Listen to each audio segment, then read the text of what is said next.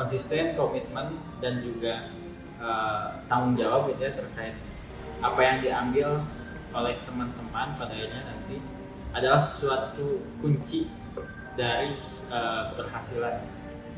Makanya dari itu coba teman-teman selalu konsisten dengan apa yang diambil. Assalamualaikum warahmatullahi wabarakatuh. Halo teman-teman, balik lagi sama kami di Mikes Hipmi Podcast. Gimana nih kabar teman-teman semuanya? Baik?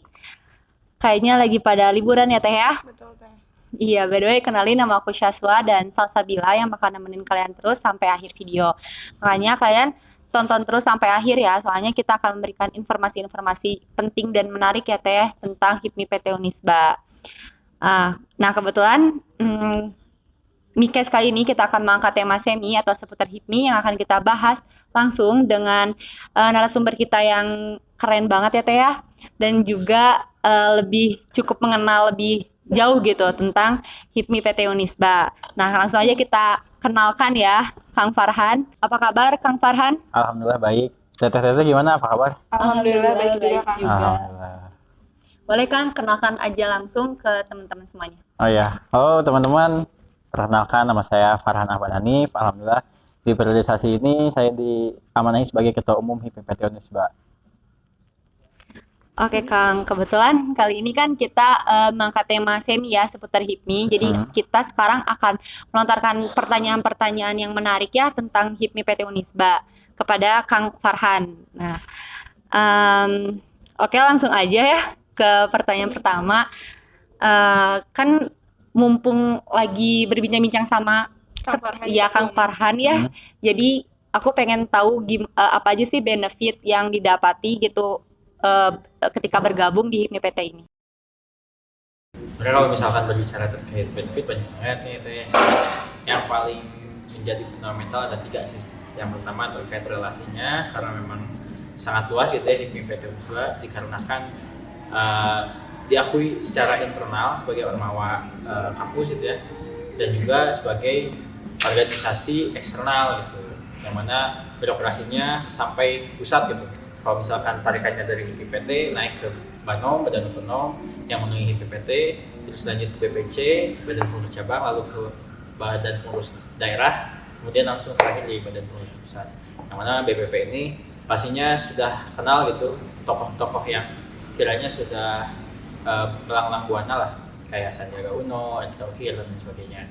Terus yang kedua terkait akses workshopnya secara gratis itu bakalan didapat oleh kader-kader HIPMI atau anggota HIPMI.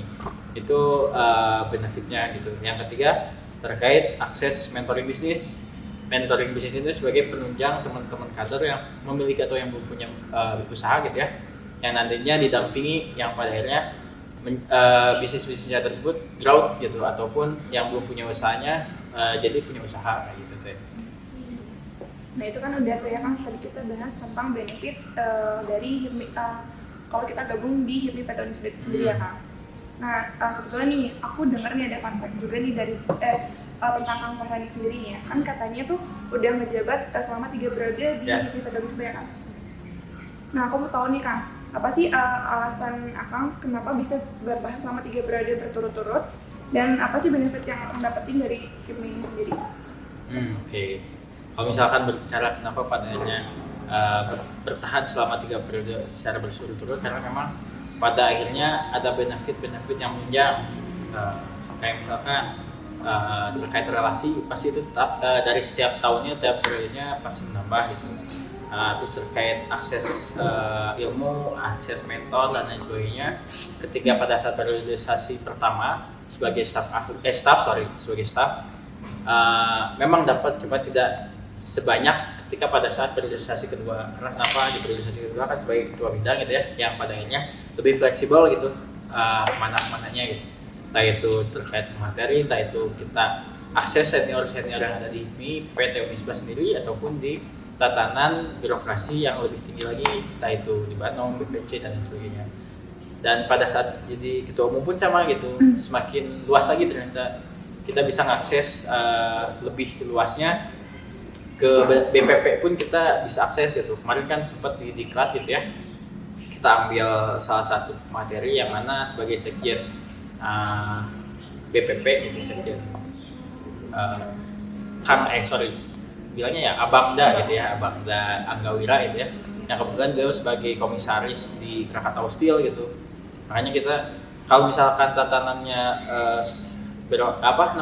tatanannya kepengurusan yang pada akhirnya bertahan selama 3 periode itu yang menjadi penunjang itu, benefit yang kita bisa akses tuh ternyata semakin tinggi kita punya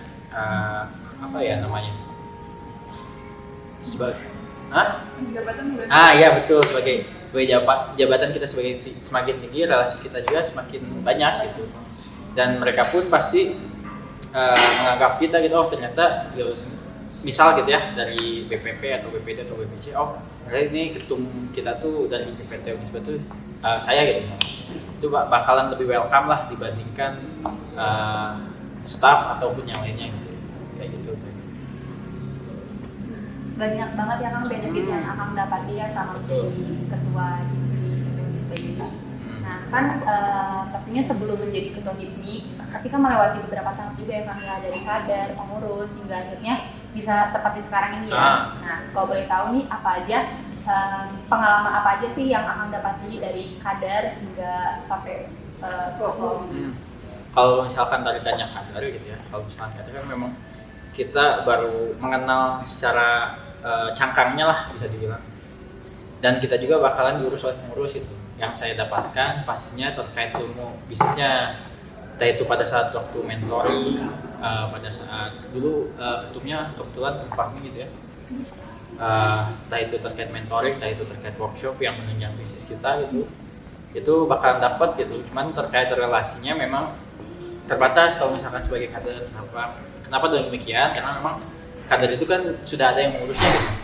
Kita bisa sebenarnya mengakses di tatanan Banom dan lain sebagainya, tapi kan kadang-kala masih malu-malu gitu ya. Mungkin teteh-teteh juga dulu seperti itu gitu. Iya betul. Makanya yang paling menjadi poin utama itu ya sebagai ilmunya yang pasti didapat untuk menunjang bisnis yang sudah dijalankan. Terus terkait pengurus ya, ketika saat menjadi pengurus ternyata nambah lagi nih, entah itu terkait soft skill-nya gitu ya, karena memang tatanan organisasi pastinya adalah bahasan-bahasan soft skill-nya yang bakalan diasah gitu. Itu didapat. Terus yang kedua terkait relasinya ternyata nambah banyak gitu, karena kan kita bakal kenal juga gitu dengan HIPMI PT lain, yang mana kita bisa saling bertukar pikiran lah, entah itu terkait organisasinya, terkait bisnisnya, itu sangat-sangat bisa. Kemudian ketika di tatanan ketua umum makin banyak ternyata terkait relasinya tuh lebih luas lagi ya Teh. Makanya sangat-sangat beruntung sih kalau misalkan kita bahas terkait HIPMI ini, karena memang tarikannya sangat-sangat luas. Ternyata bukan hanya terkait relasi dalam kampus saja, tapi di luar kampus pun kita bisa mendapatkannya gitu, untuk kemajuan usaha kita ataupun untuk menambah teman lah ya, kalau misalkan lingkup kecilnya mah kayak gitu. Tadi kan kita udah dengar tuh ya semuanya mengenai benefit yang bisa didapat mulai dari kader, pengurus sampai ketua umum sendiri ya. Nah aku mau nanya nih Kang, untuk ketua umum sendiri itu apa aja sih kendala yang dialamin selama menjabat sebagai ketua umum? Oke. Sebenarnya ya kalau misalkan bicaranya di awal gitu ya, sebagai ketua umum pastinya kita susah mengorganisasinya. Karena kenapa ya, dari awal lagi gitu, dari nol lagi kita mengorganisasi, apalagi pengurus-pengurus sekarang kan banyaknya yang baru gitu ya. Nah itu sebagai PR utama lah, kenapa pada akhirnya menjadi permasalahan gitu ya. Bukan permasalahan sih, sebagai PR lah. Jadi pekerjaan berubah dari saya pribadi, karena kita harus ngasih pengetahuan terkait organisasi itu seperti apa, jalannya seperti apa, terus blueprint yang dibuatnya seperti apa dan sebagainya. Terus yang kedua terkait kita bisa ngasih apa sih ke pengurus gitu. Saya pribadi gitu ya, kita bisa ngasih ke pengurus apa, bukan hanya terkait organisasi aja, tapi terkait penunjangan usahanya itu sebagai PR di awal. Tapi alhamdulillah lambat laun gitu ya bisa diatasi gitu. entah itu terkait organisasinya yang alhamdulillah berjalan begitu lancar, walaupun ada dinamika organisasi gitu ya pasti itu mah, cuman alhamdulillah lancar gitu. Terus terkait usahanya juga alhamdulillah beberapa pengurus udah dikasih lah akses terkait pengembangan ataupun pembangunan usahanya gitu. Kendalanya yang dirasain selama ini kurang lebih itu aja mungkin ya Kak ya? Kurang lebih. Yang paling menjadi fundamentalnya lah gitu. Nah, aku penasaran banget nih, kayak gimana sih cara Kang Farhan ini bisa membagi waktu antara organisasi dan juga kuliah? Oke, kalau misalkan terkait bagaimana caranya manage waktu gitu ya, biar saya nggak jawab mulu gitu, kita mending diskusi aja kalau misalkan ada teh kayak gimana gitu. Buat kalau dari kita lihat Iya. Kang gitu kan ya. Kalau aku sendiri tuh kan aku ngejabat aku ini ada di bidang medcom ya, sambil aja sih Kang berjalan berjalan gitu ya. Iya. Soalnya kan kalau dari medcom sendiri ini kan kebanyakan cuman ngedit lah ya, kebanyakan nggak cuman sih nggak cuman ya, Kebanyakannya ngedit. Dan kebetulan kalau aku sendiri itu kebanyakannya ngeditnya tuh flyer dan itu tuh nggak harus yang kayak ngebutuhin waktu fleksibel lah buatnya gitu ya Kang. Jadi aku kuliah jalan sama ini juga jalan. Kalau Tante sendiri gimana? Kalau misalnya aku sendiri sih, kan aku di medcom juga ya, sama Teh Salsa. Jadi dan tugas-tugasnya juga emang lumayan aman lah ya, masih Aman, bisa sejauh aman. ini. Sejauh ini aman lah ya. Insya Allah aman. Iya, dan teman-teman juga mendukung banget ya Teh Salsa. Saling bantu lah. Saling bantu banget gitu. Terus buat kuliahnya juga ya alhamdulillah jadinya kemanage juga gitu Kang. Terus tidak terlalu keteteran banget lah gitu. Nah, iya. Sama sih kalau misalkan saya pun seperti itu. Jadi balik ke skala prioritasnya gitu ya. Kan kalau misalkan saya pribadi ada HIPMI, ada kuliah, ada juga usaha. Gimana kita bisa ngerangkai atau mengorganize gitu ya. Yang kalau misalkan di bahasan manajemen itu POACE. Nah, itu tuh bisa diimplementasikan gitu. Dan kalau misalkan cara membagi waktunya balik lagi ke skala prioritas itu, kiranya yang lebih prioritas yang mana kita dahulukan. Kiranya kalau misalkan dua-duanya sama-sama penting gitu ya, nah itu bakalan gimana pada akhirnya kita bisa membaginya gitu. Entah itu nantinya ada yang handle dulu, entah itu kita langsung terjun ke sana baru ke yang lainnya gitu ya. Itu balik lagi ke skala prioritasnya. Mungkin dan ya dari tadi kan kita udah bahas tentang organisasi dari metabolisme sendiri. Nah, aku mau nanya nih Kang mengenai bisnisnya sendiri nih Kang. Kalau dari bisnis ini, Akang punya bisnis nggak sih Kang? Terus kalau punya, apakah bisnis yang Akang jalanin itu dapat terbantu dengan adanya relasi dari metabolisme sendiri? Oke, kalau misalkan tarikannya udah punya bisnis, sudah bisnis saya yaitu di clothing atau apparel itu udah berjalan alhamdulillah ya, pada saat masuk ke HIPMI sebagai kader. Dan apakah terbantu dengan adanya HIPMI PTN ini? Sangat-sangat terbantu teh, karena dalam skala relasinya juga gitu ya, itu sangat-sangat banyak ternyata kalau kita menggali gitu, kita bertanya dan lain sebagainya, itu pasti membantu banget.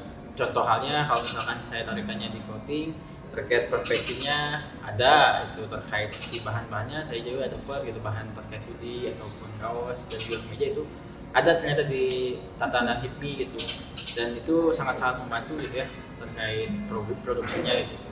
Nah, buat si terkait pemasarannya juga ternyata terbantu oleh workshopnya teh yang diadakan di MIPT Unisba sendiri maupun waktu itu ada di Badan Otonom gitu ya terkait workshop, itu sangat-sangat membantu teh. Pun pada akhirnya teman-teman pengurus pun mungkin merasakan gitu ya, entah itu dari bidang eksternal, bisnis, medcom maupun SDM gitu ya, yang pada akhirnya menunjang usaha-usahanya. Tapi yang terpenting sih dari HIPMI ini gitu ya, gimana pada akhirnya kita bisa ngambil celah gitu ya buat mengakses relasi-relasi yang ada, yang pada akhirnya mendapatkan output buat ngembangin usaha kita gitu. Oke Kang, kebetulan ini kita katanya udah habis nih ya Teh. Iya, Nah, betul. Nah sebelum kita tutup nih, boleh dong aku mau minta motivasinya sedikit atau quotes-nya nih dari Akang sendiri buat para pengurus atau para kader nih ya. Oke, boleh lah ngambil quotes atau motivasi dari salah satu orang yang kenal gitu ya. Iya. Ada salah satu quotes dari Tommy Lava yang mana beliau ini adalah Crazy Rich Surabaya gitu ya. Yang mungkin teman-teman dia udah kenal gitu terkait Tommy Lava. Ada di quotes di bukunya yang mengatakan seperti itu. Tidak ada perenang hebat yang takut terhadap air, tidak ada petarung hebat yang takut terluka dan berdarah gitu ya. Dan tidak ada pebisnis sukses yang takut dengan risiko tinggi dan juga kegagalan. Nah, dari itu bisa saya simpulkan bahwasanya konsisten, komitmen dan juga tanggung jawab gitu ya terkait apa yang diambil oleh teman-teman pada akhirnya nanti adalah suatu kunci dari keberhasilan. Makanya dari itu coba teman-teman selalu konsisten dengan apa yang diambil. Oke, nah karena ini acaranya udah mau selesai nih ya Teh ya. Kita mau ada nih berita sedikit lah ya Teh. Iya. Nah kebetulan itu acara mikes dari kabinet kita yang terakhir nih ya. Nah semoga juga ntar buat pengurus lainnya yang bakal ngurusin nih, semoga bisa lanjutin lagi podcast ini gitu kan. Nah aku sama Kak Syashwa mau ngucapin terima kasih banyak buat kalian semua yang udah nonton sampai akhir.